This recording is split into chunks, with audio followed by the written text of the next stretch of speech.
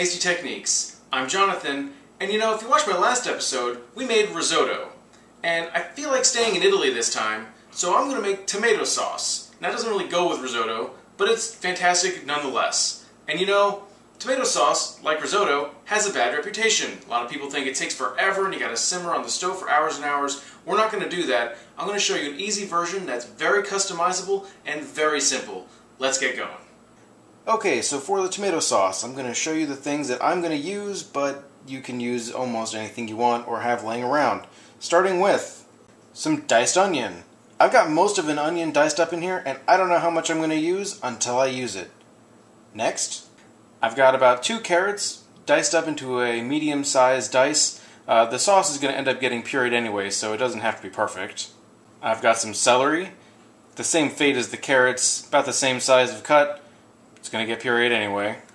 I've got some minced garlic, and for any tomato sauce, this is not optional. I've got some herbs. In this case, I've got some diced up oregano, doesn't have to be perfect, and a little bit of thyme. The usual suspects, salt and pepper of course, and finally the not so usual suspects, canned diced tomatoes and some tomato paste. Now there is no shame in using the canned tomatoes, many places do. I'm going to, and it's a ton easier. I think we're about ready to cook. Okay, I know it seems like it's a lot of ingredients, but they're all necessary, and we're going to start cooking right now. So, I've got my saucier here. I'm going to put it on probably about medium heat, dump in some oil, about 2 teaspoons, maybe a tablespoon, and I'm going to start to sweat out the onions. The oil is heated up, so in go some onions. That looks about right. And while I'm here, I'm going to go ahead and add in some of the celery and the carrots. Celery is going to make it smell a lot like Thanksgiving. Please don't be fooled. Alright, so I'm just going to stir this around, let it sweat and soften for a little bit, and then I'm going to add the garlic in probably about 2 or 3 minutes. As promised, it's been about 2, maybe 3 minutes with all the vegetables in the pan. They're starting to soften up. It's starting to smell really nice in here. I'm going to go ahead and add in some garlic and the herbs. Now the heat from the oil and the heat is going to open up the herbs and really get them to smell really nice. And this is a step that I would recommend that you don't skip, since if you just toss in the herbs, they're going to kind of fall flat. So I'll take you a little bit closer and I'll show you that. In goes the garlic. And a little bit more. Love garlic. The oregano. And the thyme. Bam. And now we stir. Now if this doesn't stink up your house real nice, nothing will. Give this about a minute, maybe a little bit less, and it's time for the next step. Okay, the garlic smells garlicky and the herbs smell herby. The next step, and this is another one that I found online that they don't usually do, is I'm going to add the tomato paste right now. Now what's going to happen is the sugars in the tomato are going to caramelize with the heat and create another layer of flavor that a lot of people don't get to add, and that's going to taste really, really good in the sauce. It's going to give it a little bit of a complexity that you might not get otherwise. So I'm just going to stir this in, let that cook for a little bit. I'm actually going to turn the heat up a little bit too to get that tomato paste to caramelize a little bit and get some browning action going on. Okay, my tomato paste is taking on a lot of color. I'm going to add an ingredient that I did not put on the list. Red wine. By adding the wine, it's going to liberate some of the stuff that's on the bottom of the pan from the tomato, called deglazing. We've done this before. And it's going to add yet another layer of flavor to the party, which is always a great thing. So I'm just going to stir this in. I'm going to let that wine reduce quite a bit to almost nothing before I add in the tomatoes. So I'm just going to stir this occasionally, let it reduce, and meet you right back. As you can see, most of the liquid has evaporated from the pan. That is beautiful. And I'm going to go ahead and add in the tomatoes.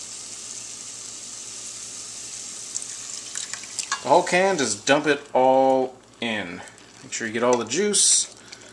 Just get it in there, and then of course, we stir. Now I'm going to turn the heat back up to high and bring this to a simmer. And then once it's at a simmer, reduce the heat, and you can keep it going as long as you want. Obviously, the longer that you let it simmer, the more flavor is going to develop. I'm also going to add some crushed black pepper.